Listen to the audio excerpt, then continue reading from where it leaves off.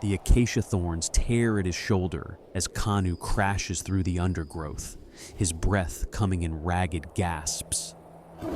Behind him, the guttural snarl of the saber-toothed cat echoes across the East African savanna.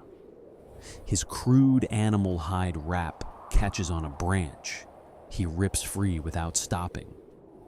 The morning sun has barely crested the horizon, painting the grasslands in blood-red light, and already death is hunting. Kanu's calloused feet pound the earth as he risks a glance backward. The massive Dinofelis emerges from the tall grass, its 7-inch canines catching the early light like twin daggers of bone. At 2 million years ago, Homo erectus like Kanu have learned to read danger in every shadow. And this shadow means certain death. He veers left toward the rocky outcrop where his band camped last night, his hand-hewn stone axe still gripped white-knuckled in his fist. But the cat is faster, cutting the angle with predatory intelligence. Kanu's mind races through options his ancestors learned through countless deaths. Climb, no time, fight, suicide. Then he sees it, the dried riverbed cutting through the plain like a scar.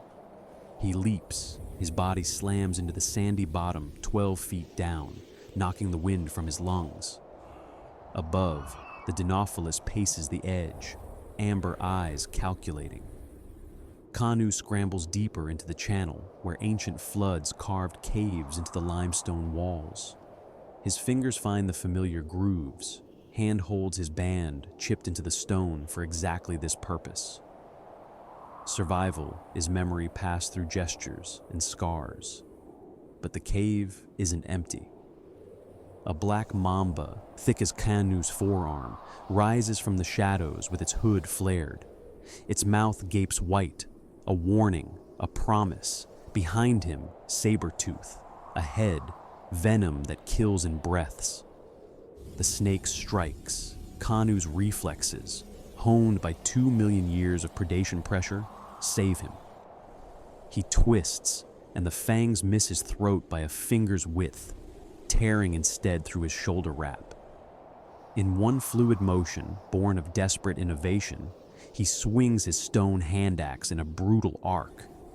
The impact sends the snake flying against the cave wall, where it lands writhing, stunned, but alive.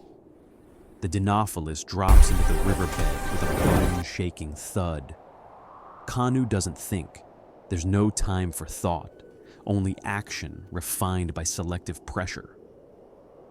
He grabs the dazed mamba behind its head with his free hand, feeling its muscular body coil around his forearm. The cat charges, low and fast, a blur of tawny muscle and killing intent. At the last possible second, Kanu hurls the snake directly at the predator's face. Instinct overrides hunger. The Dinofelis recoils as the mamba, now fully alert and enraged, sinks its fangs deep into the cat's sensitive nose. The savanna explodes with howls of pain and fury.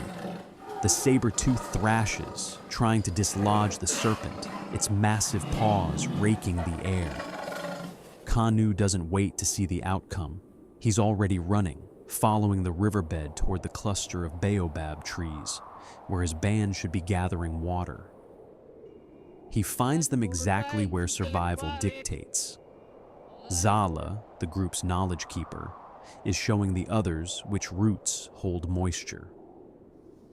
Obu and Teka stand watch with sharpened branches, their eyes constantly scanning the grass. When Kanu emerges from the riverbed, blood-streaked and gasping, Zala reads the story written on his body instantly. She points toward the eastern hills, where smoke rises in a thin gray column. Another band, possibly rivals, possibly allies, but definitely possessing humanity's greatest weapon, fire. The journey takes most of the day. Kanu's band moves as one organism, each member knowing their role without words needing to be spoken. Obu carries water wrapped in large leaves. the moisture sealed with tree resin. Tekka marks their trail with stones, building a map in case retreat becomes necessary. Zala identifies every edible plant they pass, knowledge that means the difference between starvation and survival. But the savanna is never empty of threats. They spot the Pachikrakuta pack from half a mile away, giant hyenas the size of lions, their bone-crushing jaws capable of splintering elephant femurs. The pack is feeding on a fallen giraffe, but 3 scouts have already detected the human band. Kanu feels his stomach tighten. These creatures hunt humans deliberately, seeing our ancestors as the perfect prey, dangerous enough to be interesting, weak enough to be killable. Zala makes the decision with a series of sharp hand gestures. Formation Delta. The band forms a tight circle, their sharpened sticks pointing outward like a lethal flower. They begin a rhythmic stamping, feet pounding earth in unison, creating a sound that travels across the plain. It's a gamble, a message to anything listening. We are many, we are organized, we are not worth the cost. The lead hyena approaches, head low, testing. Obu feints forward with a sharp cry, and the entire band echoes his voice in a cacophony designed to simulate greater numbers. The psychological warfare works. The pack leader hesitates, recalculates, then returns to its certain meal rather than risk injury on uncertain prey. Kanu's band doesn't celebrate. They simply move faster. As the sun begins its descent, they reach the encampment. What they find changes everything. The other band has done more than maintain fire. They've built a semi-permanent structure using branches and stone, creating walls that channel smoke upward. Inside, flames dance in a carefully constructed pit, fed by dried dung and select woods that burn slow and hot. An elderly man, his body marked with the scars of countless encounters, tends the fire with reverence. The greeting is tense but not hostile. Survival at the edge of existence leaves little room for violence between human bands. The real enemies have 4 legs and killing instincts honed across millions of years. Through gestures and shared glances, Kanu explains the morning's attack. The old firekeeper nods slowly, then does something unexpected. He offers teaching. What follows is a master class in human innovation. The elder shows how certain woods, when burned, produce smoke that drives insects away. He demonstrates how fire can harden wooden spear points, transforming simple sticks into weapons capable of piercing thick hide. Most crucially, he reveals the secret of fire starting, the hand drill method, spinning a hardwood stick against softwood until friction births flame. Zala watches with the intensity of someone witnessing magic become method. This knowledge could save her entire band. This knowledge could save the species. As twilight turns to darkness, both bands share a meal of roasted tubers and smoked meat. Around the fire, barriers dissolve. They are not separate tribes. They are Homo erectus, the wandering ones, the survivors who walked out of Africa to inherit the earth. But the smell of food and fire carries far. The attack comes without warning. A coalition of predators drawn by the twin temptations of flamelight and human flesh. A leopard from the north, 2 dinophiles from the west, and something worse, a pack of Meganterion, smaller saber cats that hunt in coordinated groups like wolves. The camp erupts into chaos. But these humans are no longer the scattered, vulnerable prey of the morning.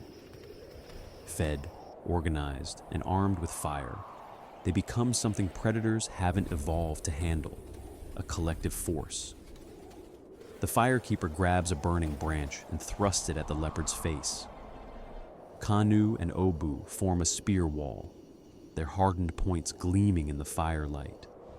Zala leads a group in hurling stones with shocking accuracy, another uniquely human skill that turns the brain into a weapon. The tide turns when Teka does something audacious. He grabs a burning log and hurls it directly into the dry grass between the camp and the predators. The fire spreads fast, creating a wall of flame that no animal will cross. The cats retreat, their hunting instincts overridden by the primal fear all creatures share, fire consuming everything. As the false dawn breaks, Kanu stands at the edge of the burned grassland, watching the predators dissolve into the distant tree line. His shoulder still throbs from the morning's escape. His hands are blistered from wielding burning wood, but he's alive. His clan is alive. And they possess something they didn't have yesterday. Knowledge that fire is not just warmth and light, but shield and sword. The old firekeeper approaches, placing a small ember wrapped in dried leaves into Kanu's hand. The gesture needs no translation. This flame will travel with Kanu's band, will be guarded and fed and passed from one generation to the next. Zala begins marking stones with charcoal, creating symbols that represent the day's events, the first stuttering words of a story that will eventually become history. Around them, the savanna comes alive with morning sounds, birds calling, distant elephants trumpeting, the rustle of life continuing despite the night's violence. 2 million years from this moment, their descendants will split atoms and reach for stars. But every human achievement begins here, in this moment, with Kanu's band walking east across the savanna, with fire cupped in their hands and knowledge burning in their minds. They survived because they learned. They learned because they shared. They shared because, alone on the savanna, surrounded by creatures stronger, faster, and more lethal, early humans discovered the only advantage that mattered: each other. The predators of prehistory were real, terrifying, and deadly. But humanity's greatest predator was always itself, and our greatest prey was ignorance. Every day, our ancestors chose cooperation over isolation, innovation over repetition. Was a day that brought you, sitting here now, reading this story, closer to existence. They didn't just survive. They ensured you would inherit their struggle, their courage, and their unbreakable will to persist against impossible odds. If this story moved you, if you felt the ancestral fire burning, hit that subscribe button. Our ancestors fought saber-toothed cats and giant hyenas so you could survive a YouTube algorithm. Honor their legacy. Join our tribe. Because the story of human survival isn't over, it's only just beginning.